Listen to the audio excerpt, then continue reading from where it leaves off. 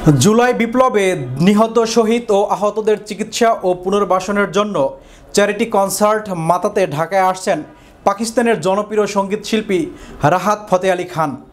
ঢাকার আর্মি স্টেডিয়ামে echoes of revolution শিরোনামে এই কনসার্টটি অনুষ্ঠিত হবে আগামী ২১ ডিসেম্বর। কনসার্টে রাহাত ফতে আলী খান সহ কয়েকটি জনপ্রিয় দেশীয় ব্যান্ড গান পরিবেশন করবেন।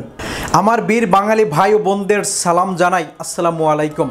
শিক্ষার্থীদের আহ্বানে আপনাদের সকলের জন্য গান গাইতে আসছি আপনাদের সুন্দর জন্মভূমি বাংলাদেশে।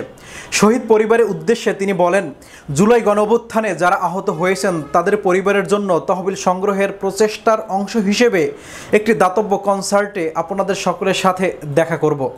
কনসার্টের বিষয়ে তিনি বলেন, বাংলাদেশ আর্মি স্টেডিয়াম ঢাকাতে সাহসী শিক্ষার্থীরা কনসার্টের আয়োজন করেছে। কনসার্টের সময় সংগৃহীত তহবিল উৎসর্গ করা হবে জুলাই গণঅভ্যুত্থানে যারা প্রাণ হারিয়েছেন বা আহত হয়েছেন তাদের পরিবারের কল্যাণে। বাংলাদেশ পাকিস্তান বন্ধুত্বের জিন্দাবাদ উল্লেখ করে সবশেষে বলেন, ২১ ডিসেম্বর আর্মি স্টেডিয়ামে বাংলাদেশি ভাই বোনদের সাথে দেখা হবে ইনশাআল্লাহ।